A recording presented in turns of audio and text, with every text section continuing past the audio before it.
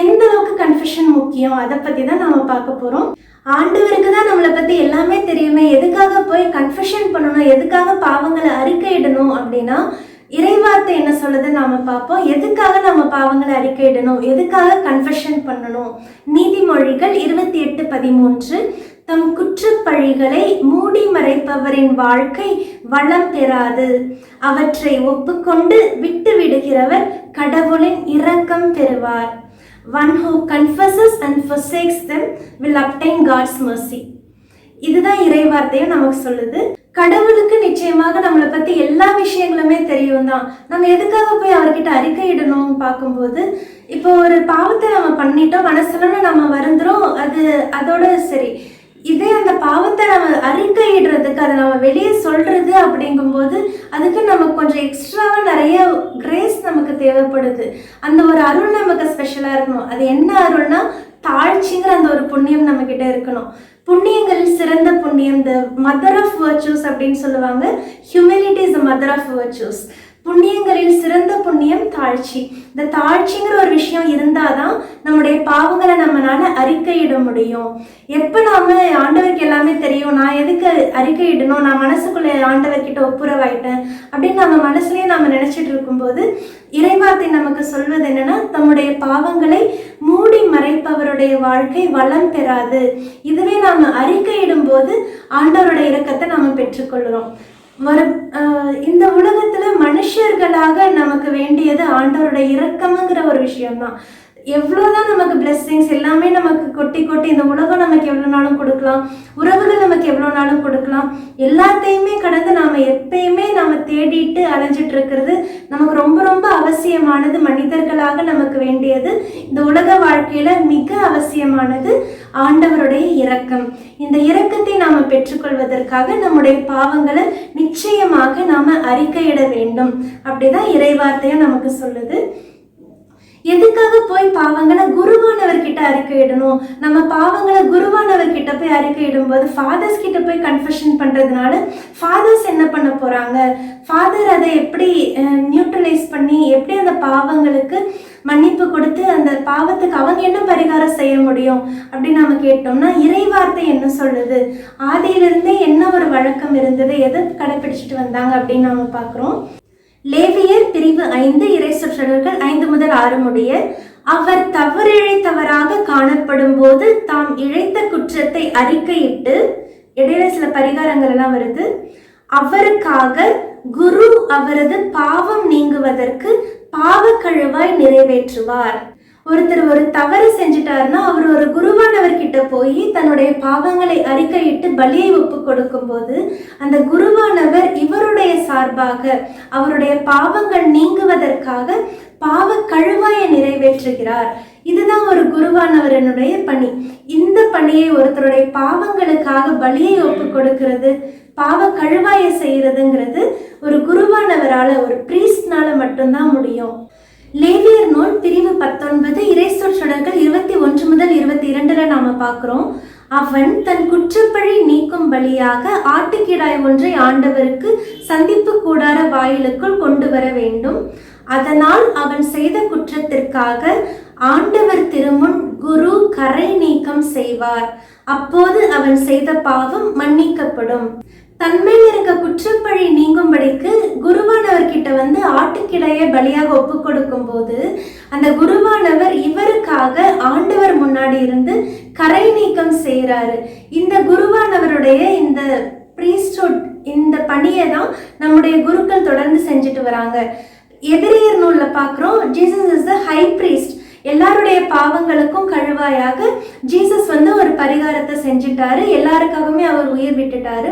இன்னும் தொடர்ந்து அந்த பரிகாரத்தை, ஷேரிங் ஆஃப் கிரைஸ்ட் பிரீஸ்ட்ஹுட், அதுதான் நம்முடைய கத்தோலிக்க குருக்கள், திருத்தூதர் வழி வந்த நம்முடைய குருக்கள் பாவக்கரையை நீக்கும்படியாக இன்னும் தொடர்ந்து நமக்காக ஒவ்வொரு திருப்பலியிலையுமே எல்லாருடைய சார்பாகவும் மக்களுடைய சார்பாக அந்த குருவானவர் இருந்து ஜீசஸோட பிரீஸ்ட்ஹுட ஷேர் பண்ணிக்கிற அந்த பிரீஸ்ட் நமக்காக பாவ கழுவாயை ஒவ்வொரு நாளும் ஒப்பு கொடுக்குறாங்க.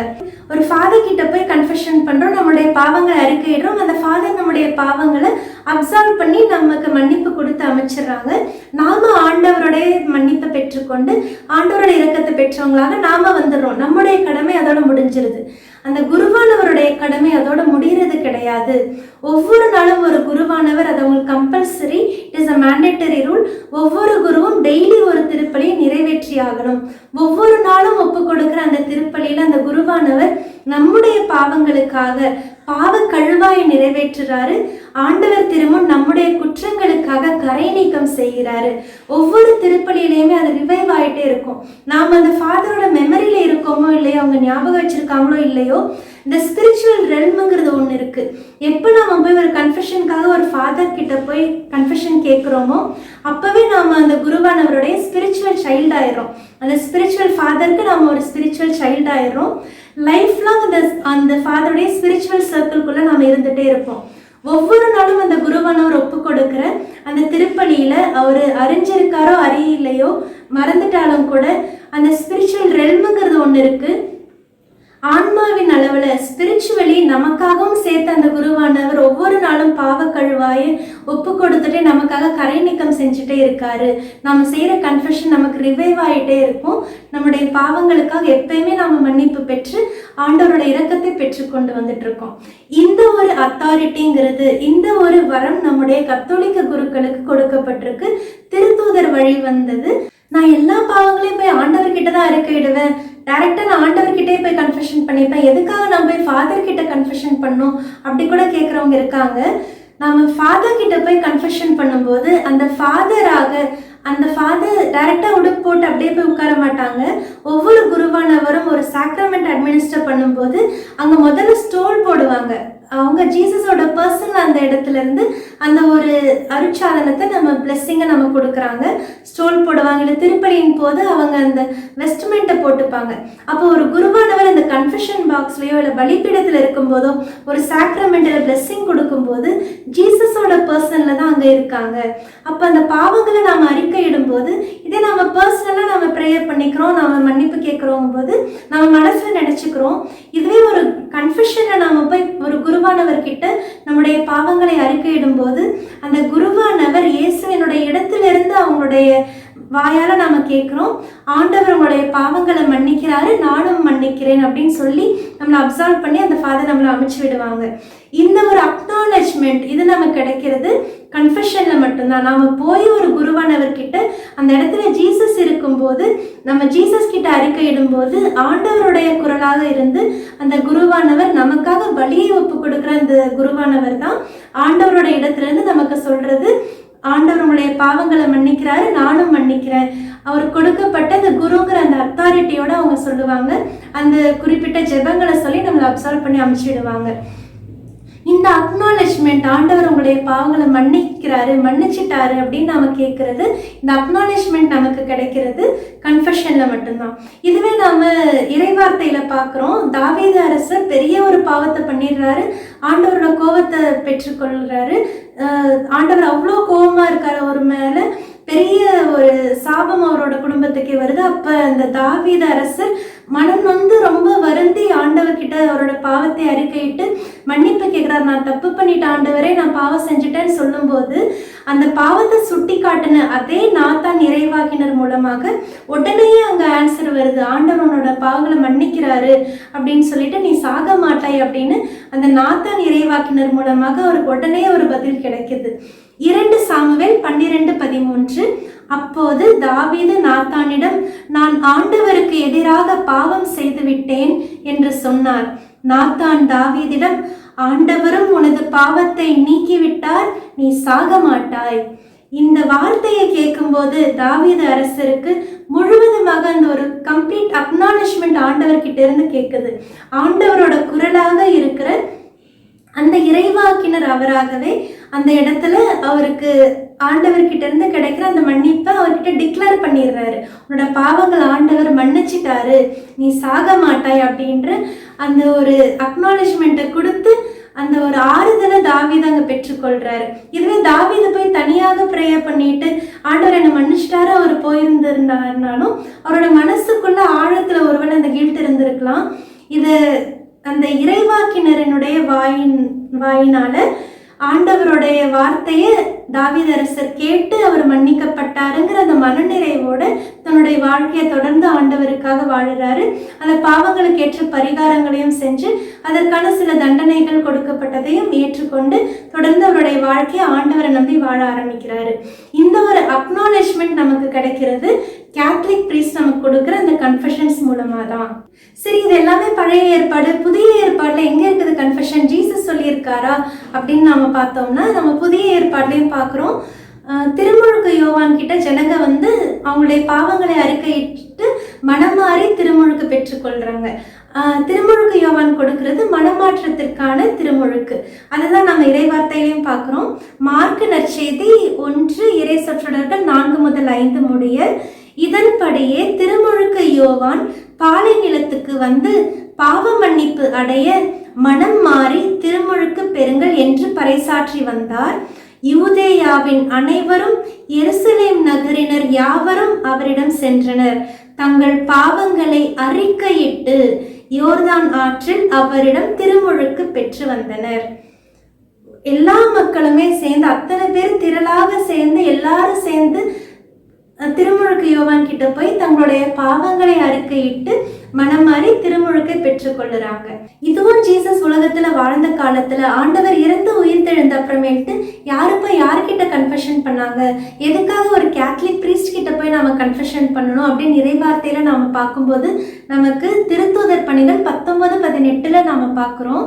நம்பிக்கை கொண்டோர் பலரும் தாங்கள் செய்த தவற்றை ஒப்புக்கொண்டு அறிக்கையிட்டனர். திருமுழுக்கு யோவான் மனமாற்றத்திற்கான திருமுழுக்கு கொடுக்கும் போதும் மக்கள் தங்களுடைய பாவங்களை அறிக்கையிட்டு மனமாறி திருமுழுக்கு பெற்றுக்கொள்கிறாங்க. இதே திருத்தூதர்கள் கொடுக்கிற தந்தை மகன் தூய ஆவியின் பெயரால் தூய ஆவியை பெற்றுக்கொள்ளும் திருமுழுக்கை அவர்கள் கொடுக்கும் போதும் மக்கள் அவங்களுடைய பாவங்களை அறிக்கையிட்டு திருமுழுக்கு பெற்றுக்கொண்டு ஒரு நம்பிக்கை வாழ்க்கையை தொடர்றாங்க. இது நம்ம எதுக்காக திருப்பி நாம செஞ்சுட்டே இருக்கோம்? எதுக்காக கன்ஃபெஷன் நம்ம ரெகுலரா செய்யணும் அப்படின்னு பார்த்தாலும் நமக்கு இறைவார்த்தை தெளிவாக சொல்லுது. திருத்தூதர் பவுல் நமக்கு சொல்லியிருக்காரு, நாம ஆண்டவருடைய திருவுடல் திரு ரத்தத்துல பங்கு கொள்ளும் போது தகுதியோடு நாம பங்கேற்க வேண்டும். தகுதி இல்லாம நாம பங்கேற்கிறனாலதான் நம்மள பல பேர் நோயுற்று இருக்கிறோம். அதனால தகுதியோடு நாம ஆண்டவருடைய திருவுடல் திரு ரத்தத்தை நாம பங்கு கொள்றோம். திருப்பலியில நாம நன்மை வாங்குறதுக்காக நாம தகுதியானவர்களாக இருக்கணும். அதுக்காக நம்ம அடிக்கடி கன்ஃபெஷனுக்கு போறது ரொம்ப ரொம்ப முக்கியம். அதுவும் டெய்லி மாஸ்க்கு போறவங்க முடிஞ்ச அளவுக்கு எவ்வளோ ஃப்ரீக்வெண்ட்டாக முடியுமோ கன்ஃபெஷன் அவைல் பண்ணிக்கிறது நல்லது. வீக்லி ஒன்ஸ்னாலும் சரி, எப்போனாலும் நம்ம திருச்சபை நமக்கு சொல்கிறது வருஷத்துக்கு ஒரு தடவையாச்சும் எல்லாரும் கண்டிப்பாக கன்ஃபெஷன் பண்ணணும் அப்படின்னு திருச்சபை நமக்கு சொல்லுது. இருந்தாலும் கூட ஒரு தடவையாச்சுன்னு தான் சொல்லுதே தவிர வருஷத்துக்கு ஒரு தடவைன்னு திருச்சபை அதை டிக்ளேர் பண்ணலை. எந்த அளவுக்கு ஃப்ரீக்வெண்ட்டாக முடியுமோ நம்முடைய பாவங்கள் நாம் அறிந்து உணர்ந்திருக்கும் போது நம்முடைய பாவங்களை அறிக்கையிட்டு நம்ம கன்ஃபெஷன் பண்ணுறது நல்லது. எல்லாத்துக்கும் எல்லா நேரங்கள்லையுமே அது முடியறதில்லை, பாசிபிளாக இல்லைங்கிற கட்டத்தில் தான் ஒவ்வொரு நாளும் திருப்பலியில் நாம் 2 இடங்கள் நம்முடைய பாவங்களுக்காக ஆண்டவர்கிட்ட மன்னிப்பு கேட்குறோம். ஒவ்வொரு திருப்பலியும் ஆரம்பிக்கும் போதே நாம் எல்லாருமா சேர்ந்து ஆண்டவரோட இரக்கத்தை கேட்டு நம்முடைய பாவங்களை அறிக்கையிட்டு அங்கே நாம் ஆண்டவரோட மன்னிப்பை நாம் கேட்குறோம். நான் பாவி ஆண்டவரே, நான் பாவத்துக்கு உட்பட்டிருக்கேன், நான் பாவம் செஞ்சுருக்கேன், இந்த பாவங்களை நான் செஞ்சதுக்காக என்னை மன்னிச்சிருங்கன்னு சபையாக நாம் சேர்ந்து ஒரு மன்றாட ஜெபிக்கிறோம்.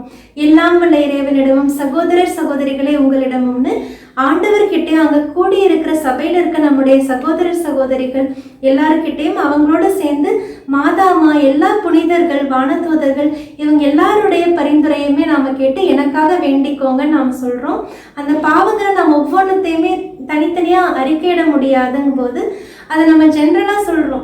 என் சிந்தனையாலும் சொல்லாலும் செயலாலும் கடமையில் தவறியதாலும் பாவங்கள் பல செய்தேன் அப்படின்னு சொல்லி நம்முடைய பாவங்களை ஏற்றுக்கொண்டு அங்கேயே நாம ஒரு பாவ அறிக்கை செய்யறோம். குருவானவர் அங்கேயே நமக்கு ஒரு அப்சல்யூஷன் கொடுத்துட்றாங்க. அங்கேயே நம்முடைய பாவங்களுக்கு மன்னிப்பு கொடுத்து ஆண்டவருடைய இரக்கத்தை நாம பெற்றுக்கொண்டுதான் திருப்பலிக்குள்ள நாம கடந்து செய்யறோம். இறைவார்த்தை வழிபாடு, நற்கருணை வழிபாடு அப்படின்னு நம்ம திருப்பலியில தொடர்ந்து பங்கேற்கிறோம். திருப்பலியில நாம திருவிருந்தை உட்கொள்ளும் போதும் நாம ஒரு பாவ அறிக்கையை செய்வதுண்டு. ஆண்டவருடைய சரீரத்தை குருவானவர் உயர்த்தி காட்டும்போது இதோ இறைவனின் செம்மறின்னு சொல்லும் போது அப்பையும் நாம ஒரு பாவ அறிக்கை செய்யறோம். ஆண்டவரே, நீர் என் இல்லத்தில் எழுந்தருள நான் தகுதியற்ற தகுதியற்றவள், தகுதியற்றவன், ஆனால் ஒரு வார்த்தை மட்டும் சொல்லிடணும், எனது ஆன்மா நலமடையும். அந்த ஒரு பாவ மன்னிப்பை நாம் ஆண்டவர்கிட்ட கேட்டுதான் ஆண்டவரோட திருவுடலை நாம உட்கொள்ளுறோம். திருப்பலியிலையும் நாம் எல்லாருமே சேர்ந்து ஒரு சபையாக ஒருத்தருக்கு ஒருத்தர் நம்முடைய பாவங்களை அறிக்கையிட்டு ஆண்டவரோட இரக்கத்தை பெற்றுக்கொண்டு தகுதியான முறையில நாம் அந்த திருவிருந்துல பங்கேற்கணுங்கிறதுக்காக திருச்சபை இந்த மாதிரி ஒரு கட்டமைப்பை செஞ்சு வச்சிருக்குது. இதை நாம இறைவார்த்தையிலையும் பார்க்குறோம், எப்படி சகோதர சகோதரிகள் கிட்ட நம்முடைய பாவங்களை அறிக்கையிடுறது, அதை பத்தியே நாம பார்க்குறோம். யாக்கோபு 5:16, ஆகவே ஒருவருக்கொருவர் பாவங்களை அறிக்கை செய்து கொள்ளுங்கள், ஒருவர் மற்றவருக்காக இறைவனிடம் வேண்டுங்கள், அப்பொழுது குணமடைவீர்கள். நேர்மையாளருடைய வல்லமை மிக்க மன்றாட்டு பயன் விளைவிக்கும். ஒருவருக்கொருவர் பாவங்களை அறிக்கை செய்து கொள்ளுங்கள். இதைதான் நாம ஒவ்வொரு திருப்பலியிலையுமே ஒருத்தருக்கு ஒருத்தர் நம்முடைய பாவங்களை அறிக்கை செய்து நம்ம ஒருத்தருக்காக நாம வேண்டிக்கிறோம். அங்க இருக்கிற அந்த நேர்மையாளர்களுடைய மன்றாட்டை ஆண்டவர் கேட்டு நம்முடைய பாவங்களுக்கு மன்னிப்பு கொடுக்கிறாரு. கடைசியாக அந்த மன்னிப்பை நாம குருவானவர் மூலமாக நாம பெற்றுக்கொள்றோம். திருப்பலியிலையுமே ஆண்டவருடைய பாவங்களை மன்னித்து நிலைவாழ்வை அளிப்பாராக அப்படின்னு குருவானவர் நமக்கு சொல்லி நம்மளை அங்க பிளஸ் பண்றாங்க. இந்த ஒருத்தர்கிட்ட அறிக்கை செய்து கொள்ளுங்கன்னு சொல்றாங்க. நான் என் ஃப்ரெண்டு கிட்ட கூட அறிக்கை செஞ்சுப்பேன், எனக்கு சர்ச்ல தெரிஞ்சவங்க கிட்ட யார்ட்டையாவது நான் ஷேர் பண்ணிப்பேன். அப்படி இருந்தாலும் கூட அது ஒரு ஷேரிங்கா தான் இருக்குமே தவிர கன்ஃபெஷனுங்கிறது, அந்த பாவங்களுக்கு மன்னிப்பை கொடுக்கறது ஒரு குருவான மட்டும்தான் கொடுக்க முடியும். அந்த அதிகாரம் குருவானவருக்கு மட்டும்தான் கொடுக்கப்பட்டிருக்கு. எங்க கொடுத்துருக்கு, அவங்களுக்கு எப்படி அந்த உரிமை ஆண்டவர் கொடுத்தாரு, என்ன அத்தாரிட்டி ஆண்டவர் எப்படி கொடுத்தாருன்னு நம்ம பார்க்கும்போது மத்தேயு நற்செய்தி பிரிவு 18 இறை சுற்றடர் 18, மண்ணுலகில் நீங்கள் தடை செய்பவை அனைத்தும் விண்ணுலகிலும் தடை செய்யப்படும், மண்ணுலகில் நீங்கள் அனுமதிப்பவை அனைத்தும் விண்ணுலகிலும் அனுமதிக்கப்படும் என நான் உறுதியாக உங்களுக்கு சொல்கிறேன். நீங்க மண்ணுகத்துல தடை செய்யறதையும் சரி அனுமதிக்கிறதையும் சரி, நீங்க தடை செய்யறத நான் தடை செய்வேன், நீங்க அனுமதிக்கிறத நான் அனுமதிக்கிறேன். இங்க நீங்க பண்றது அங்க விண்ணகத்திலையுமே தடை செய்யப்படும் இல்ல அனுமதிக்கப்படும். இந்த அத்தாரிட்டியை ஜீசஸ் குருக்களுக்கு மட்டும்தான் கொடுக்கிறாரு. சரி, இது ஒரு சட்டங்களுக்காக இருக்கலாம், ஒழுங்குமுறைகளுக்காக இருக்கலாம். அது எப்படி பாவங்களுக்கு மன்னிப்பு கொடுக்கறதுக்கு ஆண்டவர் இவங்களுக்கு அத்தாரிட்டி கொடுத்துருக்காங்க, அந்த அத்தாரிட்டி எல்லாம் குருக்களுக்கு கொடுக்கப்படல, அது எங்க கொடுத்துருக்காங்க அப்படின்னு கேட்டாலும் கூட இறைவார்த்தையில நாம பார்க்குறோம், ஆண்டவர் இறந்து உயிர்த்தெழுந்த அப்புறமேல சீடர்களுக்கு காட்சி கொடுக்குறாங்க. அப்ப அங்க திருத்தூதர்கள் அப்போஸ்தலர்கள் அங்க ரூம்ல இருக்கும்போது ஆண்டவர் உள்ள நிக்கிறார் அந்த ரூம்குள்ள. அப்ப ஆண்டவர் அவங்க கிட்ட சொன்னது, தந்தை என்னை அனுப்பியது போல நானும் உங்களை அனுப்புகிறேன்னு சொல்லி அவங்க மேல ஊதி தூய ஆவியை பெற்றுக்கொள்ளுங்கள் அப்படின்னு தூய ஆவியை கொடுக்கிறாரு. இந்த தூய ஆவியை கொடுத்ததுமே ஆண்டவர் அவங்களுக்கு ஒரு அத்தாரிட்டி கொடுக்கிறாரு. தூய ஆவியை பெற்றுக்கொள்ளுங்கள்னு சொன்னதுமே ஆண்டவர் சொல்ற என்னது, யோவான் நற்செய்தி 20:23, எவருடைய பாவங்களை நீங்கள் மன்னிப்பீர்களோ அவை மன்னிக்கப்படும், எவருடைய பாவங்களை மன்னியாதிருப்பீர்களோ அவை மன்னிக்கப்படா. இங்க ஆண்டவர் அவங்க கிட்ட சொல்றது, தந்தை என்னை அனுப்பியது போல நான் உங்களை அனுப்புகிறேன். அங்கேயே ஆண்டவர் திருத்தூதர்களை கமிஷன் பண்ணி விட்டுட்டாரு. அங்க தூய ஆவியையும் பெற்றுக்கொள்ளுங்கள்னு சொல்லி உடனே அந்த அத்தாரிட்டி அவங்களுக்கு கொடுக்குறாரு ஆண்டவர். நீங்க யாரோட பாவங்களை எல்லாம் மன்னிக்கிறீங்களோ அது எல்லாமே மன்னிக்கப்படும். அந்த அத்தாரிட்டிய, பாவங்களை மன்னிக்கிறதுக்கான அந்த அத்தாரிட்டிய ஆண்டவர் திருத்தூதர்களுக்கு மட்டும்தான் அங்க கொடுத்திருக்காரு. இந்த அத்தாரிட்டியை பெற்றுக்கொண்ட இந்த திருத்தூதர்கள் அவர்கள் வழியாக வர நம்முடைய குருக்களுக்கு அந்த அத்தாரிட்டி வழங்கப்படுது. இந்த அத்தாரிட்டி கேத்தலிக் பிரீஸ்டுக்கு மட்டும்தான் கொடுக்கப்பட்டிருக்கு. பாவங்களை நாம ஒருத்தர் கிட்ட நம்ம அறிக்கையிடும் போது அது ஒரு ஷேரிங்கா வேணா இருக்கலாம். இதுவே ஒரு குருவானவர் கிட்ட போய் ஒரு கன்ஃபெஷனாக நாம் அந்த பாவங்களை அறிக்கையிட்டு பாவங்களுக்கு மன்னிப்பு கேட்கும் போது அந்த பாவங்களுக்கு மன்னிப்பு கொடுக்கிற அத்தாரிட்டி, அந்த பாவங்களை மன்னிக்கிற அதிகாரம் பெற்றிருக்கிற அந்த குருவானவரால் மட்டும்தான் நம்முடைய பாவங்களுக்கு மன்னிப்பு கொடுக்கப்படும். இதனாலதான் ஒரு கன்ஃபெஷனுக்காக நாம கண்டிப்பாக குருக்கள் கிட்ட போய் நம்முடைய பாவங்களை அறிக்கையிட்டு நாம மன்னிப்பை பெற்று ஆண்டவருடைய இரக்கத்தையும் அருளையும் நாம் பெற்று வரணும். இதுதான் திருச்சபை நமக்கு கட்டமைச்சு வச்சிருக்கிறது. இந்த தேவைக்காக தான், this is the purpose of confession to a priest. இது சம்பந்தமா ஒரு இங்கிலீஷ் வீடியோ ரொம்ப வருஷங்களுக்கு முன்னாடி நான் பேசினது, வை கன்ஃபஸ் டு அ பிரீஸ்ட், அந்த டைட்டிலோட நம்ம சேனல்ல இருக்கும். அதோட லிங்க் மட்டும் வேணா நான் டிஸ்கிரிப்ஷன்ல போட்டு விடுறேன், விருப்பம் இருக்கவங்க வேணா போய் பாருங்க. அது ஒரு சின்ன இன்சிடென்ட் மட்டும் தான் ஷேர் பண்ணியிருப்பேன். இந்த அளவுக்கு டீப்பா கன்ஃபெஷன் பற்றி நான் ஷேர் பண்ணல. என்ன இன்சிடென்ட்னா, ரொம்ப வருஷங்களுக்கு முன்னாடியே 2016 இருக்கும். நான் பெங்களூரில் ஒர்க் பண்ணிட்டு இருக்கும்போது சிஸ்டர்ஸ் கான்வென்ட் ஹாஸ்டலில் இருக்கேன். நைட்டு திடீர்னு ஹாஸ்டல் டோர் யாரோ தட்டினாங்க. ஒரு 10 மணிக்கு மேலே இருக்கும். போய் திறந்து பார்த்தா என்னோட கேத்லிக் ஃப்ரெண்ட். நானும் அவளும் நிறைய திருச்சபையை பற்றின விஷயங்கள், கேத்லிக் ஃபைத்தில் நிறைய விஷயங்களை நாங்கள் இன்ட்ரெஸ்டிங்காக டிஸ்கஸ் பண்ணுறது உண்டு. நிறைய இன்ட்ரெஸ்டிங் திங்ஸை நாங்கள் பேசுவோம், ஆண்டவரை பற்றி, திருச்சபையை பற்றி. அவள் கூட எங்களோட ப்ராட்டஸ்டன்ட் ஃப்ரெண்டு ஒருத்தி நிற்கிறா. நம்ம கேத்லிக் ஃப்ரெண்ட் என்னென்னா, முகத்தில் அவ்வளோ ஒரு டென்ஷனாக, ஸ்ட்ரெஸ்டாக, ஒரு மாதிரி பயந்து போய் நர்வஸாக நின்றுட்டுருக்குறா. அவ்வளோ டென்ஷன் தெரிஞ்சது அவளோட முகத்தில். அதே அவள் கூட எங்கள் ப்ராட்டஸ்டன்ட் ஃப்ரெண்டுன்னு பார்த்தா அவள் முகத்தில் அவ்வளோ ஒரு க்யூரியாசிட்டி, கண்ணெல்லாம் விரிஞ்சு பியூப்பிள்ஸ் எல்லாம் டைலேட் ஆகி ஏதோ ஒரு எதிர்பார்த்துட்டு இருக்கா அப்படின்னு எனக்கு புரிஞ்சது. அந்த ஒரு ஆர்வம் தெரிஞ்சது அவள் முகத்தில். அப்புறம் ஏன் இந்த நேரத்தில் வந்து இப்படி நிற்கிறீங்க அப்படின்னு நான் கேட்டதுமே, ஏன் செனி அப்படின்னு கேட்டதும் சொன்னால், நம்ம கேத்லிக் ஃப்ரெண்ட்ஸ் சொன்னால், பிரீத்தி பாரு இவ என்னெல்லாம் கேள்வி கேட்குறான்னு, எனக்கு என்ன பதில் சொல்கிறேன்னே தெரில, நீ வேணா உனக்கு தெரிஞ்சால் பதில் சொல்லு அப்படின்னு சொன்னான். எனக்கு புரிஞ்சது, யூஸ்வலி இந்த பிள்ளை ஏதாவது ஒரு விலங்கமாக தான் கேள்வி கேட்பா. அது இதுன்னு ஏதாவது டிஸ்கஷன்ஸ் இருக்கும், ஆர்கியூமெண்ட்ஸ் வரும். என்ன கேட்டிருக்காளோ அப்படின்ட்டு சொல்லு ரூத், என்ன கேள்வி கேட்ட அப்படின்னு கேட்டதும் உடனே அந்த பிள்ளை சொன்னால், நான் கன்ஃபெஷன் பண்ணோன்னா நான் டைரெக்டாக என்னோட காட்கிட்டே பண்ணிப்பேன், நீங்களாம் எதுக்கு போய் உங்கள் ஃபாதர் கிட்ட கன்ஃபெஷன் பண்ணுறீங்க அப்படி கேட்டால். எனக்கா மனசில், ஆண்டவரே இதுக்கு நான் என்ன பதில் சொல்லுவேன் அப்படின்ட்டு உள்ள ஒரு கன்ஃபியூஷன். இந்த டிஸ்கஷன்ஸ் ஃபுல்லாகவே இங்கிலீஷில் தான் போயிட்டு இருந்தது. ஏன்னா அந்த பிள்ளைக்கு இங்கிலீஷ் தெரியாது, தமிழ் தெரியாது, இங்கிலீஷில் தான் போயிட்டு இருந்தது. நான் முடிஞ்ச அளவுக்கு அதை தமிழில் ப்ராப்பராக ட்ரான்ஸ்லேட் பண்ணி சொல்ல ட்ரை பண்ணுறேன். அப்போ நான் மனசில் ப்ரேயர் பண்ண, ஆண்டவரே இதுக்கு நான் என்ன பதில் சொல்லுவேன் அப்படின்னு யோசிச்சுட்டு இருக்கும்போது எனக்கு திடீர்னு ஒரு டக்குன்னு ஒரு தாட் நல்லா ஸ்ட்ரைக் ஆச்சு மைண்டில். ஆண்டவர் ஒரு பாயிண்ட் கொடுத்தாரு. அப்போ நான் உடனே கேட்டேன், ரூத் மறுபடியும் சொல்லு, என்ன கேள்வி கேட்டேன் அப்படின்னு கேட்டதும் சொன்னால், நான் கன்ஃபெஷன் பண்ணோன்னா நான் டைரெக்டாக ஆண்டவர்கிட்டே பண்ணிப்பேன், நீங்கள் எதுக்கு போய் ஃபாதர் கிட்ட கன்ஃபெஷன் பண்ணுறீங்க அப்படின்னு கேட்டால். அப்போ நான் கேட்டேன், இப்போ கல்யாணம் பண்ணதும் நீங்கள் போய் டைரெக்டாக கடவுள்கிட்டே பண்ணிக்கலாம் இல்லையா, எதுக்காக ஒரு பாஸ்டர் கிட்ட போய் கல்யாணம் பண்ணிக்கிறீங்க? அதே போல் பேப்டிசமும் அப்படி தான், டைரெக்டாக போய் நீங்களே முங்கி எழுந்திரிச்சிக்கலாம் இல்லையா, எதுக்கு போய் ஒரு பாஸ்டர் முன்னாடி ஒரு பேப்டிசம் பண்ணிக்கிறீங்க? இப்போது பேப்டிசம்க்கு கல்யாணத்துக்கு ஒரு பாஸ்டர் வேணும்னா கன்ஃபெஷனுக்கும் கண்டிப்பாக ஒரு ப்ரீஸ்ட் எங்களுக்கு வேணும் தான். அதே போல தான் இப்போ ஒரு ப்ரீஸ்டே வேணாம் அப்படின்னா சர்ச்சஸும் தேவையில்லை. இப்போ ஒரு பாஸ்டர் வேணாம்னு நினச்சிங்கன்னா எதுக்கு போய் முழுக்க ஞானஸ்தானம்னு கஷ்டப்பட்டு கோயிலில் இல்லை எங்கேயாவது ஆற்றுல அப்படி எல்லாரும் முன்னாடி முங்கி எழுந்திரிக்கணும்? டைரெக்டாக அவங்க வீட்டு மொட்டை மாடிக்கு போய் இருக்கிற டைமில், ஆண்டவரே என்னை மன்னிச்சிருங்க, நான் மனம் மாறுறேன்னு சொல்லி என்னை திருமுழுக்கு கொடுங்க அப்படின்னு அங்கே முங்கி எழுந்திரிச்சா போதுமே, அதோட முழுக்க ஞானஸ்தானம் முடிஞ்சிருச்சு இல்லையா? ஆனால் அங்கே ஒரு பாஸ்டர் நமக்கு தேவைப்படுது, சபைங்கிறது ஒன்று தேவைப்படுது. சர்ச்சுக்கு போய் ப்ராப்பராக ஒரு ஞானஸ்தானங்கிறது ஒரு குருவானவர் முன்னாடி வாங்கிக்கிறோம். இது போல தான் பாவங்களை மன்னிக்கிற அதிகாரம்ங்கிறது குருவானவருக்கு மட்டும்தான் கொடுக்கப்பட்டிருக்குது. பழைய ஏற்பாடுலையும் சரி, புதிய ஏற்பாடுலையும் சரி, நம்முடைய பாவங்களை அறிக்கையிடலாம். ஒரு சபையாக சேர்ந்து எல்லாரும் முன்னாடி மைக்லேயே கூட நாம் சொல்லலாம். அந்த பாவங்களை நாம் அறிக்கையிடும்போது it is a sharing, we confess in public.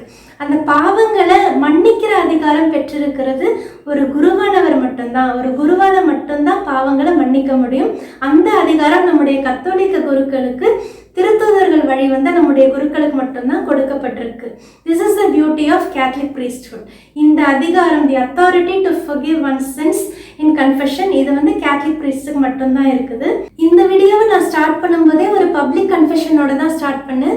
அந்த அப்பாவுக்கு அவர் மேலே ஒரு ஃபால்ஸ் அலிகேஷனாக இருந்திருந்தா, அது ஒரு பொய் குற்றச்சாட்டாக இருந்தால் மன்னிச்சிருங்கன்னு கேட்டு தான் நான் ஆரம்பித்தேன். அந்த விஷயம் எனக்கு தெரிஞ்சதுமே நான் மனசில் ஆண்டவருக்குள்ள என்னோட பர்சனல் ப்ரேயரில் நான் ஆண்டவர்கிட்ட உடனேயே நான் ரொம்ப ஃபீல் பண்ணி நான் மன்னிப்பு கேட்டது உண்டு தான். அதே போல் பப்ளிக் கன்ஃபெஷனும் நான் இப்போ எல்லாரும் முன்னாடியுமே பண்ணியிருக்கேன். அவர் ஒருவேளை பார்க்க வேண்டி இருந்தாலும் கூட ஒருவேளை பண்ணிடலாம். இது எல்லாமே நான் கொஞ்சம் ஒரு ஸ்டெப் எடுத்து, கொஞ்சம் எக்ஸ்ட்ரா முயற்சி எடுத்து ஒரு கன்ஃபெஷனாக பண்ணிட்டேன். இதுக்கும் ஒரு கிரேஸ் வேணும் தான். இதுக்கு அடுத்த லெவலில் நான் போய் ஒரு ஃபாதர் கிட்ட நான் போய் கன்ஃபெஷனில் பண்ணும்போது அது எனக்கு இந்த அளவுக்கு ஈஸி கிடையாது. நான் சொல்லும்போது நான் கண்டிப்பாக திணறுவேன். ஒரு ஃபாதர் கிட்ட போய் நாங்கள் ஒரு கன்ஃபெஷனில் அங்கே முட்டி போட்டு இப்படி ஒரு விஷயத்த நான் ஒரு டாக் கொடுக்கும்போது நான் சொல்லிட்டேங்கும் போது கண்டிப்பாக எனக்கு அது ஒரு கஷ்டமாக இருக்கும். அந்தளவுக்கு எனக்கு கிரேஸும் ஹியூமிலிட்டியும் எனக்கு தேவைப்படுது. அந்த ஒரு ஹியூமன் வீக்னஸை நான் ஓவர் கம் பண்ணி தான் அந்த கன்ஃபெஷனில் போய் நான் ஒரு ஃபாதர் கிட்ட மன்னிப்பு கேட்குறேன்.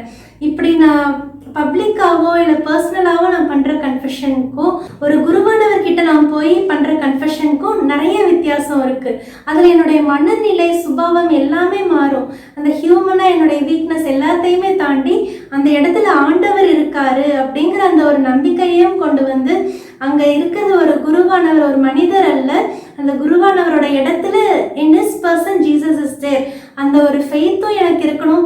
அந்தளவுக்கு நான் அங்கே போய் ஒரு ஃபாதர் கிட்ட நான் கன்ஃபஸ் பண்ணுற அளவுக்கு ஒரு ஹியூமிலிட்டியும் எனக்கு வேணும். அந்தளவுக்கு எனக்கு கிரேஸ் கிடைக்கும், எனக்கு இங்கே மன்னிப்பு கிடைக்குங்கிற அந்த ஒரு ஸ்ட்ராங்கான ஃபெய்த்தை, ஆண்டவர் இரக்கத்தை தேடி போகிற அந்த ஒரு மனநிலையும் எனக்கு இருக்கணும். அந்தளவுக்கு எனக்கு அருள் எனக்கு தேவைப்படுது. இவ்வளோ வித்தியாசம் இருக்குது. நாம் ஒருத்தர்கிட்ட போய் பர்சனலாக சொல்கிறதுக்கும் பப்ளிக்காக கன்ஃபஸ் பண்ணுறதுக்கும், ஒரு குருவானவர்கிட்ட நான் போய் கன்ஃபெஷன் பண்ணி அந்த குருவானவர் ஆண்டவர் உங்களுடைய பாவங்களை மன்னிக்கிறாரு, நானும் மன்னிக்கிறேன்னு சொல்லி அனுப்புறதுக்கும் நிறைய வித்தியாசம் இருக்குது. அதுதான் கேத்லிக் கன்ஃபெஷனுடைய ஸ்பெஷாலிட்டி. அந்தளவுக்கு இந்த கன்ஃபெஷனுக்குள்ளே நிறைய விஷயங்கள் அடங்கி இருக்குது. மெயினாக இந்த ஃபெய்த், ஹியூமிலிட்டிங்கிற இந்த விஷயம் இருந்தால் தான், அந்த ஒரு அருள் நமக்கு இருந்தால் தான் நம்மளால் அடுத்து இருக்கிற ஆண்டவரோட அருளாக ஆண்டவரோட இரக்கத்தை நம்மளால் பெற்றுக்கொள்ள முடியும். இது போல் கன்ஃபெஷனில் அந்த ப்ரீஸ்ட் நம்மளுடைய பாவங்களை மன்னிக்கிறதோடு மட்டும் இல்லாமல் நமக்கு சில பெனன்சஸும் கொடுப்பாங்க. இந்த பரிகாரங்களை செய்யுங்க, இந்த இறைவார்த்தையை வாசிங்க, இல்லை இந்த ஜெபங்களை சொல்லுங்கள், இந்த மாதிரி ஏதாவது ஷார்ட் ப்ரேயர்ஸ் ஏதாவது செய்யுங்க, இல்லை அவங்கக்கிட்டே போய் நீங்கள் மன்னிப்பு கேளுங்க, இல்லை பண்ணதை இந்த மாதிரி திருப்பி கொடுங்க, வேறு ஏதாவது இந்த பரிகாரம் செய்யுங்க, அன்னதானம் செய்யுங்க, சிலர் விட்டு கொடுத்து போங்க, அந்த மாதிரி சில பெனன்சஸும் நமக்கு சொல்லுவாங்க. இந்த பெனன்சஸ் பரிகாரம்ங்கிறது பைபிளில் எங்கேருந்து வந்துச்சு அதை நாம் பார்ப்போம். எண்ணிக்கை 5:7 பார்க்குறோம். அவர்கள் தாங்கள் செய்த பாவத்தை அறிக்கையிட வேண்டும், தீங்கிழைக்கப்பட்டவனுக்கு அத்துடன் 1/5 கூட்டி கொடுக்க வேண்டும். இது போலதான் பரிகாரங்கள் அந்த காலத்திலையும் கொடுக்கப்பட்டது. சில பலியா ஒப்பு கொடுக்கறதெல்லாம் பார்த்தோம், ஆடு, அந்த மாதிரி சில புறாக்கள், இந்த மாதிரி நிறைய விஷயங்கள் இருக்கு. இப்போ கூட நிறைய மக்கள் பண்ணுறது இந்த மொட்டடிச்சுக்கிறது, இல்லை காது குத்துறது, பாத யாத்திரையாக நடந்து போகிறது, அன்னதானம் செய்கிறது, சில குழந்தைகளுடைய மறுவாழ்வு மையங்கள் அந்த மாதிரி போய் சந்திக்கிறது, ஏழைகளை, நோயாளிகளை சந்திக்கிறது, முதியவர்களை சந்திக்கிறது, உதவி செய்கிறது, இந்த மாதிரி பல அன்பு பணிகளை செய்கிறது. இது கூட நாம் தெரிஞ்சும் தெரியாமலும் ஒரு விதத்தில் நம்முடைய பாவங்களுக்கு அது ஒரு பரிகாரமாகுது. இதனால ஆண்டவருடைய உள்ளம் உருகும், நமக்கு ஆண்டவரோட மன்னிப்பு நமக்கு கிடைக்குது. அது நம்ம தெரிஞ்சு புரிஞ்சுக்கிட்டு என்னுடைய இந்த பாவத்துக்கு ஒரு பரிகாரமாக நான் இதை செய்கிறேன்னு நாம் அதை ஒப்பு கொடுக்கும்போது அது நமக்கு டைரக்டாகவே அது ஒரு ஃபர்கிவ்னஸாக, ஒரு பெனன்ஸாக, பரிகாரமாக ஆயிடும் நம்முடைய பாவங்களுக்கு. இந்த பெனன்சஸை ப்ரீஸ்ட் நமக்கு கொடுத்த அப்புறமேல உத்தமனஸ்தாப ஜெபம் சொல்லுங்கன்னு ஆக்ட் ஆஃப் கன்ட்ரிஷன் நம்மளை சொல்லுவாங்க. அப்போ அந்த ஜெபத்தை நம்ம சொல்லும் போதே சொல்வோம், இனிமேல் பாவம் செய்வதில்லை என்றும் பாவத்திற்கு ஏதுவான சூழ்நிலைகளை விட்டு விலகுவேன் என்றும் உறுதி கூறுகிறேன்னு ஒரு ரெசல்யூஷனை நாம் பண்ணுறோம். திருப்பி இந்த பாவத்தை நான் செய்ய மாட்டேன் அப்படின்னு நாம் அதுக்கான ஒரு ரெசல்யூஷன் நம்ம கொடுக்குறோம். கன்ஃபெஷன் செய்ய போகும்போதே நாம் இந்த மனநிலையோட தான் போகணும். திருப்பி நான் இதை செஞ்சிடக்கூடாது ஆண்டவரே, நான் செய்ய மாட்டேன், எப்படியாவது இந்த பாவத்தை நான் விட்டு வந்துடுறேன்னு நம்ம சொல்லிட்டு அந்த ஒரு ரெசல்யூஷனோட தான், ஒரு உறுதிப்பாடு எடுத்துகிட்டு தான் நம்ம கன்ஃபெஷன் செய்கிறோம். கன்ஃபெஷன்லேயும் இந்த ரெசல்யூஷனை நாம் எடுத்து இந்த ஜெபத்தை சொல்லுறோம். அப்போ ஃபாதர் நமக்கு இந்த பாவங்களுக்கு மன்னிப்பு கொடுத்து நம்மளை அப்சால்வ் பண்ணி அமைச்சு விடுறாங்க. நம்ம முதல்ல இந்த டாபிக் ஆரம்பிச்சப்ப நாம பார்த்த அந்த முதல் இறைவார்த்தையில நாம பார்த்தோம், நீதிமொழிகள் 28:13, தம் குற்றப்பழிகளை மூடி மறைப்பவரின் வாழ்க்கை வளம் பெறாது, அவற்றை ஒப்புக்கொண்டு விட்டு விடுகிறவர் கடவுளின் இரக்கம் பெறுவார். நாம அறிக்கையிடுற பாவங்களை நாம விட்டு விடும்போது ஆண்டவர் நமக்கு இரக்கம் காட்டுறாரு.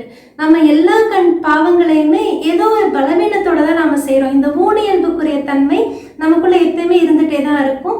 we are fragile humans. அந்த அளவுக்கு நாம ரொம்ப வீக்கா இருக்கோம் ஹியூமன்ஸா.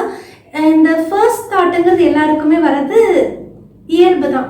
இப்போ ஃபாஸ்டிங் இருக்கிறோம், நான் இன்னைக்கு சாப்பிடவே மாட்டேன் அப்படின்னு நம்ம ஃபாஸ்டிங் ஆரம்பிக்கிற கட்டங்களில் என்னைக்கும் இல்லாமல் ஃபாஸ்டிங் இருக்கிற அன்னைக்கு தான் திருப்பி பசிக்கும், எதோ பிடிச்சதெல்லாம் கண்ணு முன்னாடி வந்து போகும். அந்த மாதிரி ஃபர்ஸ்ட் தாட் எல்லாருக்குமே வர்றது அது ரொம்ப இயல்பு தான். இதே போல் கோவம் படக்கூடாது, அந்த மாதிரி நம்ம ரெசல்யூஷன் எடுத்திருப்போம். கன்ஃபெஷன் பண்ணிட்டு நம்ம வெளியே வரும்போதே யாராவது அங்கே முன்னாடி யாராவது கடுப்பேற்றுறதுக்குன்னு யாராவது முன்னாடி இருப்பாங்க, இல்லை டிரைவ் பண்ணிட்டு வரும்போது டிராஃபிக்கில், சிக்னலில் யாராவது வேணும்னா இரிட்டேட் பண்ணுறதுக்குன்னு யாராவது இருந்து நம்மளுக்கு ஏதாவது ஒரு கோவத்தை வர வைக்கிறதுக்கு அந்த இன்ஸ்டன்சஸ் இருக்கிறது ரொம்பவே இயல்பு தான். ஃபர்ஸ்ட் இன்ஸ்டன்ஸ் ஆஃப் சின்னுங்கிறது எல்லாருக்குமே ரொம்ப காமன். இந்த ஹியூமன் ஃப்ளெஷ்ல நாம் இருக்கும்போது மனித இயல்புக்குரிய அந்த தன்மைங்கிறது அந்த ஃபர்ஸ்ட் தாட் இருக்கிறது எல்லாருக்குமே ரொம்பவே காமன் தான். அது போக அந்த பாவத்துக்கு நாம் உரம் போடும்போது தான் நாம் அந்த பாவத்தை நாம் மனதளவில் உடலளவில் நம்ம செய்ய ஆரம்பிச்சிடறோம். இப்போ ஃபாஸ்டிங்கில் நமக்கு டெம்டேஷன் வருதுங்கும் போது இப்போ நாம் ட்ரை பண்ணி அதை எப்படியாவது ஓவர் கம் பண்ணி அந்த ஃபாஸ்டிங்கை நாம் முடிச்சிடுறோம்.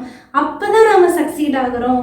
அதே போல் கோவம் கண்டிப்பாக யாராவது கோவப்படுத்துவாங்க தான், ஏதாவது நம்ம கோவம் வருந்தால் அப்போ நம்ம ரியலைஸ் பண்ணிக்கிறோம். அதை ரியலைஸ் பண்ணிவிட்டு திருப்பி அதுக்கு பதிலாக அவங்கள திருப்பி கத்தி விடாமல் இல்லை திருப்பி அவங்கள ஹர்ட் பண்ணாமல் நம்ம வந்துடுறதுக்கு நம்ம கொஞ்சம் பொறுமையாக நம்மளை கண்ட்ரோல் பண்ணிட்டு நம்ம வரதுக்கு நம்ம ட்ரை பண்ணுறோம்.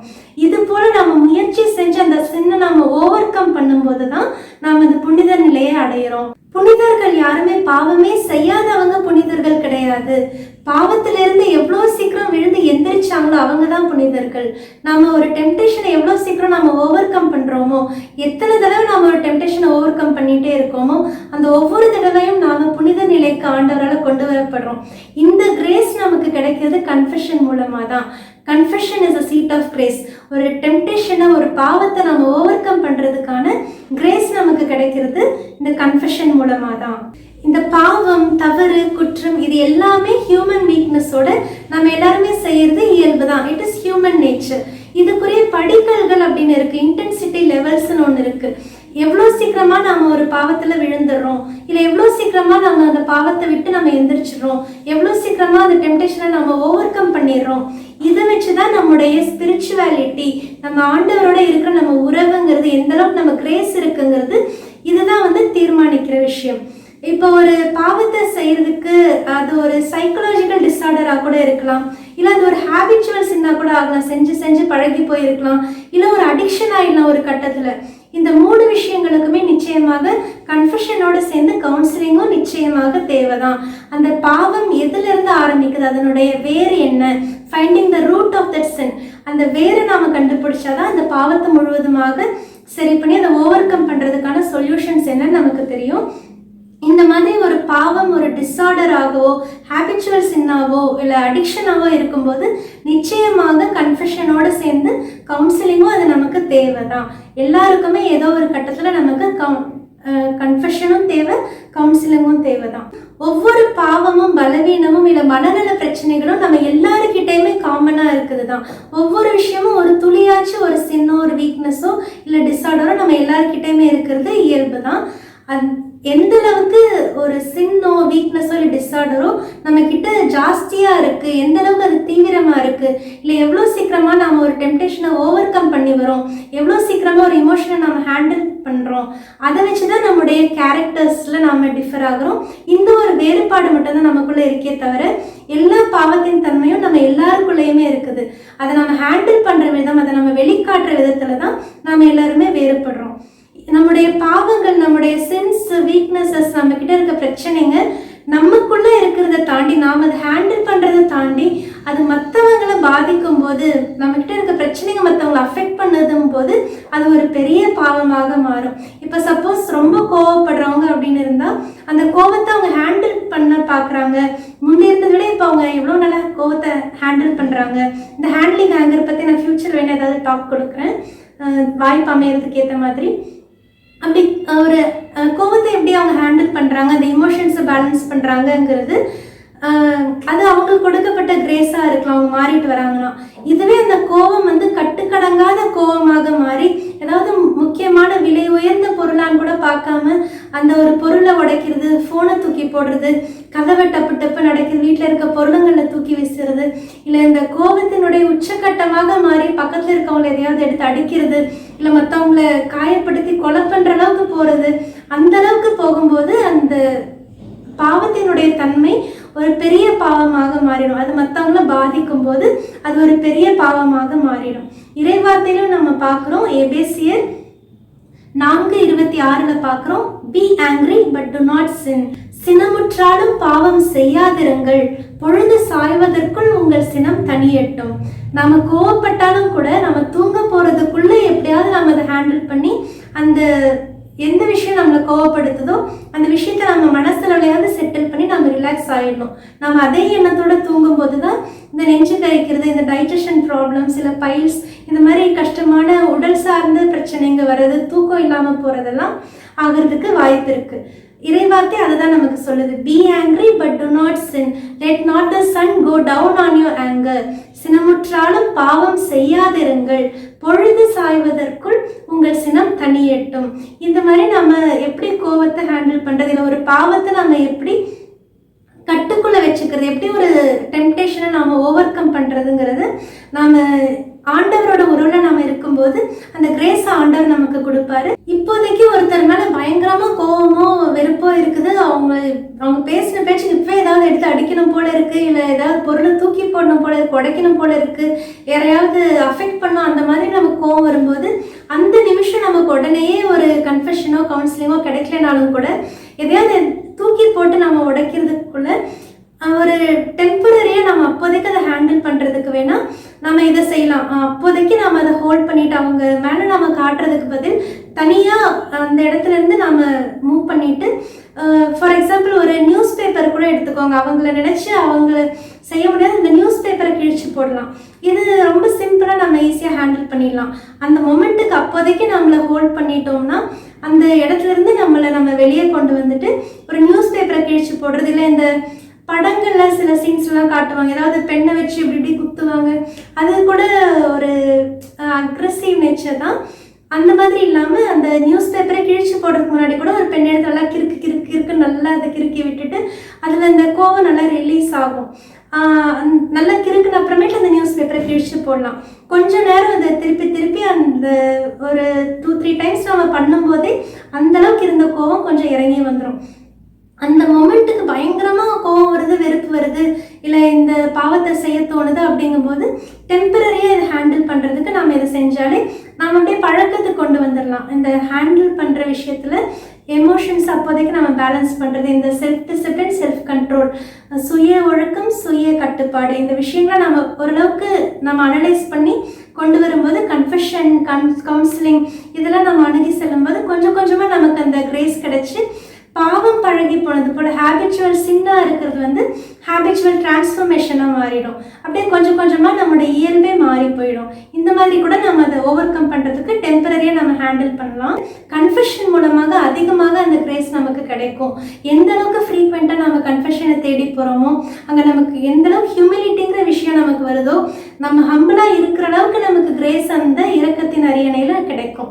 இரக்கத்தின் அரியணைன்னு எதுக்காக சொல்கிறேன்னா, ஒவ்வொரு கன்ஃபெஷன் பாக்ஸும் சரி, ஆண்டவரை நம்ம நீதியின் அரசராக பார்க்குறோம். அது ஒரு நீதியின் அரியணை. ஆண்டவர் இருக்கிறது ஒரு நீதியின் அரியணை. அந்த நீதியின் அரியணையில் இருக்கிற நீதியின் ஆண்டவர் அந்த கன்ஃபெஷன் பாக்ஸில் ஒரு குருவானவரோட இடத்துல இந்த person of the priest Jesus அவரோட பர்சன்ல இருந்து ஒரு இரக்கத்தின் அரசராக மாறி அது ஒரு இரக்கத்தின் அரியணையாக மாறுது. அந்த நீதியின் அரியணை இரக்கத்தின் அரியணையாக மாறுது. It is a throne of grace, a seat of grace. ஆக கன்ஃபெஷனுங்கிறது a place of abundant mercy. கன்ஃபெஷனில் நமக்கு கிடைக்கிறது shower of grace. We receive showers of grace in confession. அந்த outpouring of grace, அந்த sanctifying graceங்கிறது தான் நம்ம கன்ஃபெஷனில் கிடைக்கிது. அவ்வளோ புனிதமான இடம் தான் அந்த கன்ஃபெஷன் பாக்ஸுங்கிறது.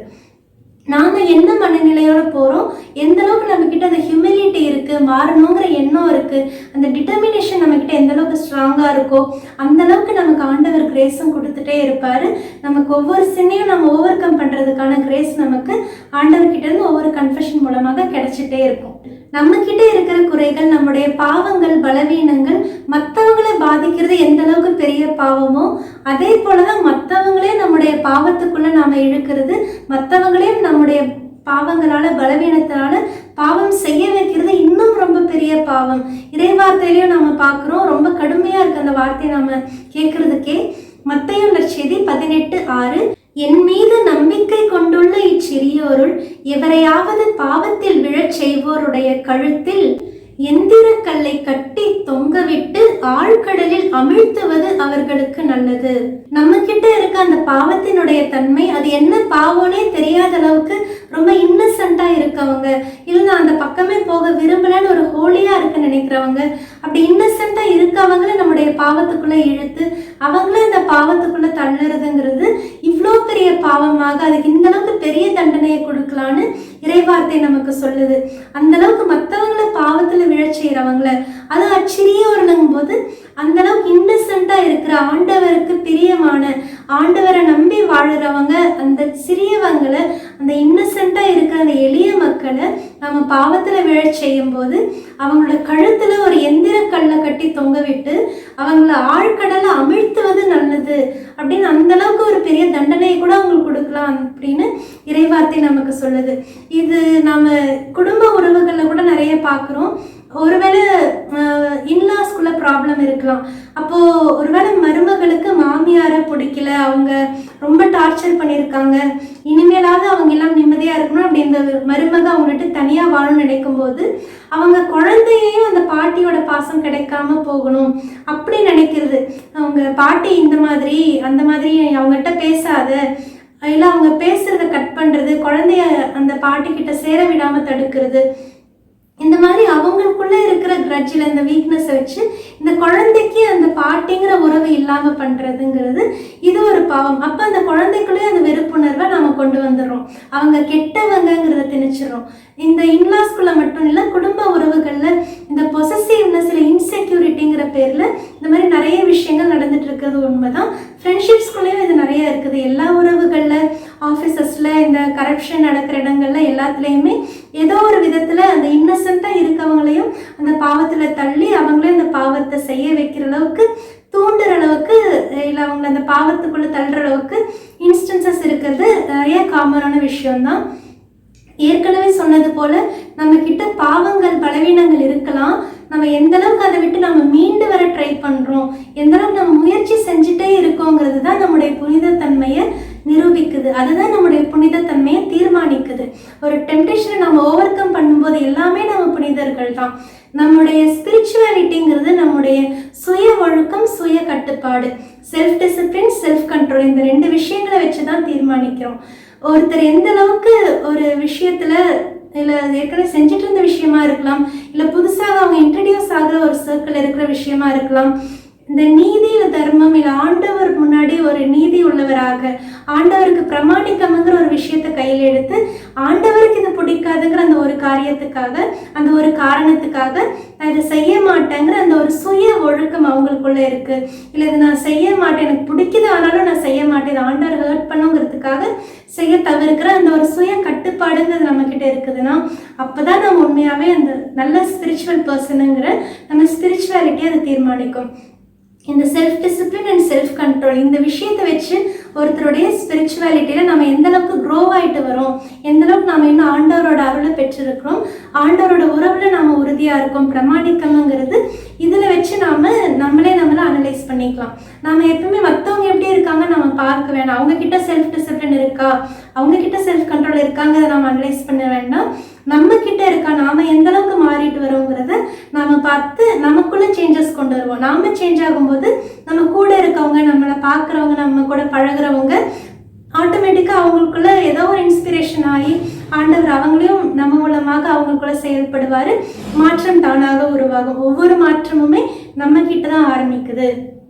இதை நாம் புரிஞ்சுக்கிட்டு நம்மளை நாம் சரி பண்ணிக்க பார்ப்போம். மற்றவங்கள கண்டெம் பண்ணுறதை விட கன்ஃபெஷன்லேயே நாம் பண்ணுற தவறு இதுதான்.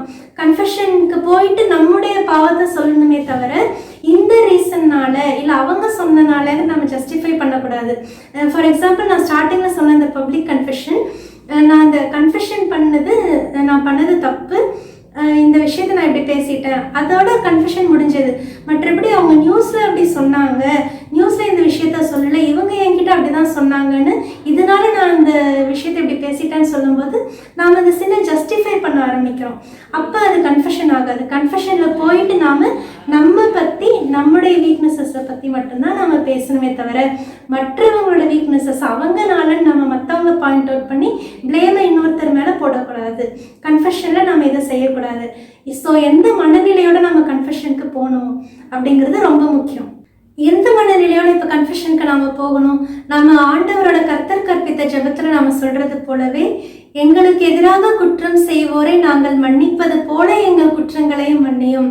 எனக்கு யார் என்ன பிரச்சனை என்ன கொடுத்திருந்தாலும், என்ன நெருக்கடி கொடுத்திருந்தாலும், என்னை எவ்வளோ தப்பா பேசியிருந்தாலும், தப்பா நடத்தியிருந்தாலும், நான் அவங்கள மன்னிக்கிறது போல ஆண்டவரை நீங்களும் அவங்கள மன்னிச்சிருங்க அப்படின்னு நாம கேட்குறோம். நமக்கு யார் யார் மேலெல்லாம் கிரட்ஜ் இருக்கு, நமக்கு யார் யார்கிட்ட என்ன மனத்தாங்கல்கள் இருக்கு, அப்ப நாம எந்த அளவுக்கு நாம ரெக்கன்சைல் ஆகுறோமோ, மனசளவுல நாம மற்றவங்களோட ஒப்புரவாயிக்கிறோமோ, மற்றவங்கள மன்னிச்சுட்டு நம்ம கன்ஃபெஷனுக்கு போறோமோ, அந்த அளவுக்கு ஆண்டவர் நம்மளை மன்னிக்கிறாரு, அந்த அளவுக்கு ஆண்டவர் நமக்கு இரக்கம் காட்டுறாரு. யாக்கோபு 2:13 பார்க்கிறோம், இரக்கம் காட்டாதோருக்கு இரக்கமற்ற தீர்ப்பு தான் கிடைக்கும், இரக்கமே தீர்ப்பை வெல்லும்.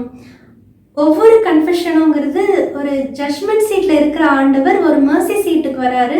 அங்க ஆண்டவர் அந்த ஜட்ஜா இல்லாம ஒரு காட் ஆஃப் மர்சியாக, இரக்கத்தின் ஆண்டவராக, நீதியின் ஆண்டவர் மாதிரி இரக்கத்தின் ஆண்டவராக நமக்கு அந்த இடத்துல இருக்கிறாரு.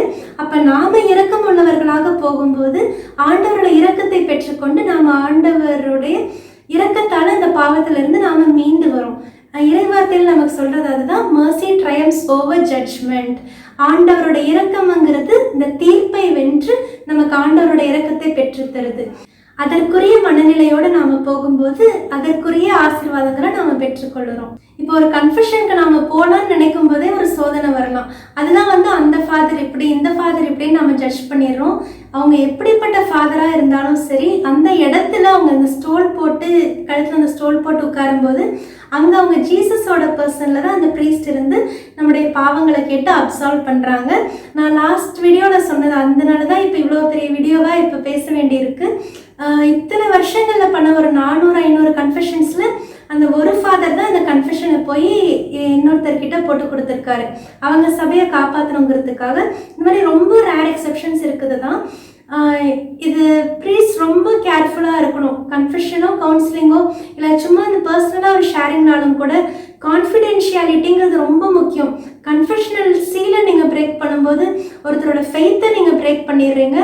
இதில் ரொம்ப ரொம்ப கேர்ஃபுல்லாக இருக்கணும் ப்ளீஸ். அந்த ஒரு செல்ஃப் டிசிப்ளின் அண்ட் செல்ஃப் கண்ட்ரோலையும் வளர்த்துக்கிறது ரொம்பவே முக்கியம். இதுக்கு நம்ம ஆண்டவருக்கும் கணக்கு கொடுக்க வேண்டி இருக்கு. அந்த கடவுளுக்குரிய பயங்கிறது நமக்கு இருக்கணும். பிரியமானவர்கள், நாம தெரிஞ்சுக்க வேண்டியது எல்லா பிரீஸ்டுக்குமே இது தெரியும்.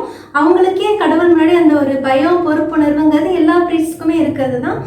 ஏதோ ஒரு மனித இயல்பு இல்லை, அது ரொம்ப சென்சிட்டிவான விஷயம் நான் சொன்னது.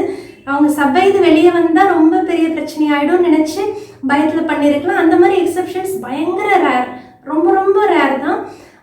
யார் எப்படிப்பட்ட குருவாக இருந்தாலும் சரி, நாம் ஒரு கன்ஃபெஷனுக்கு போகணும் போது இந்த மாதிரியெல்லாம் நிறைய நமக்கு தடைகள் வரும். பேசாமல் கன்ஃபெஷனே பண்ணாமல் இருந்துடலாம், இவங்கெல்லாம் என்ன ப்ரீஸ், இவர்கிட்டலாம் போய் நான் கன்ஃபெஸ் பண்ணுமா, அவங்க நேச்சர் இப்படி, அந்த மாதிரி நம்ம ஜட்ஜ் பண்ணலாம். யார் எப்படிப்பட்ட ப்ரீஸ்டாக இருந்தாலும் சரி, அந்த கன்ஃபெஷன் பாக்ஸில் அவங்க அந்த ஸ்டோல் போட்டு உட்காரும்போது அந்த இடத்துல ஜீசஸோட பர்சனில் தான் அந்த ப்ரீஸ்ட் அங்கே இருக்காங்க. நம்ம பாவங்களை ஒரு ஃபிசிக்கல் பர்சனாக அவங்க கேட்டாலும் கூட நமக்கு அங்கே மன்னிப்பு கொடுக்குறவர், நம்மளுடைய பாவங்களை கேட்டு நம்மளை மன்னிக்கிறவர் ஜீசஸ் கண்டிப்பாக அங்கே ப்ரெசண்ட்டாக இருப்பார். இந்த ஃபெய்த்துங்கிற ஒரு விஷயம் இருந்தால் போதும், நம்மளை அது கன்ஃபெஷன் கொண்டு போகும். அந்த அளவுக்கு ஹியூமிலிட்டி நமக்கு தேவை. எவ்வளோ தடைகள் வரலாம், இந்த ரெகுலராக இப்படி கன்ஃபெஷன்ஸ் பண்ணுறவங்களுக்கு இந்த மாதிரி தடைகள் வரலாம். இல்லை ஒரு என்னைக்கும் இல்லாமல் புதுசாக கன்ஃபெஷனுக்கு போகலான்னு நினைக்கும் போது இந்த மாதிரி ஏதாவது தடைகள் வரலாம், சில தாட்ஸ் வரலாம். அவங்க மட்டும் ஒழுங்கா, ப்ரீஸ்ட்லாம் கரெக்டாக இருக்காங்களான்னு ஜீசஸோட பர்சன்ல தான் அந்த ப்ரீஸ்ட் உட்கார்றாரே தவிர நாம அந்த ப்ரீஸ்டோடைய நேச்சரை ஜட்ஜ் பண்றதுக்கு நமக்கு அங்க எந்த ரைட்டுமே கிடையாது.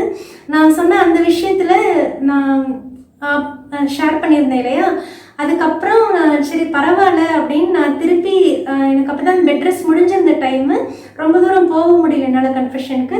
திருப்பி அதே ப்ரீஸ்ட்கிட்டே நான் கொஞ்சம் வாரம் கழித்து நான் கன்ஃபெஷனுக்கு போயிருந்தேன்.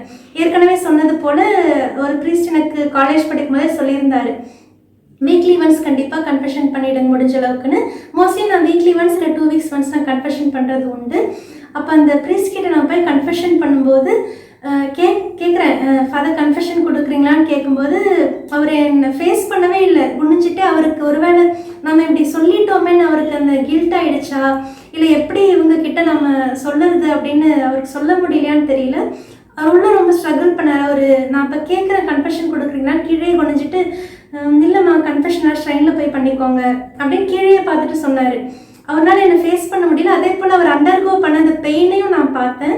அவர் பண்ணது ப்ரீஸ்டாக ஒரு வேளை தப்பாக இருந்தாலும் கூட அவருக்குள்ள ஒரு பெயின் அவர் கோத்ரூ பண்ணிட்டு இருந்தது எனக்கு புரிஞ்சுது. நான் மீறி எதுவுமே கேட்கல, ஏன் ஃபாதர் அதெல்லாம் நான் எதுவுமே கேட்கல. அப்படியா, சரி தேங்க்யூ ஃபாதர் நான் சொல்லிட்டு வந்துட்டேன். அதையும் தாண்டி அதுக்கப்புறம் என்ன ஃபாதர் அது தேவையில்லாம இந்த ஒரு வெரி மைல்டு அப்யூஸ் தான் அப்படி சொன்னேன் இல்லையா, அவர்கிட்டே சரி வேறு வழி இல்லாமல் கன்ஃபெஷன் பண்ணும்போது தான் அவர் அப்படி ஓவராக பேசினது. சரி திருப்பி இங்கேயும் வேணான்னு கொஞ்சம் வாரங்கள் கழித்து ரொம்ப அப்போ தான் உடம்பு தேறிட்டு வர டைமு, கொஞ்சம் தூரம் போய் பண்ணிடலாம், கொஞ்சம் தூரமாக போய் ஒரு இடத்துல கன்ஃபெஷன் பண்ணும்போதும் அதுவும் ஃப்ரைடேஸுங்கும் போது நான் அதை கன்ஃபெஷன் பண்ணுறது ரொம்பவே பர்டிகுலராக இருப்பேன்.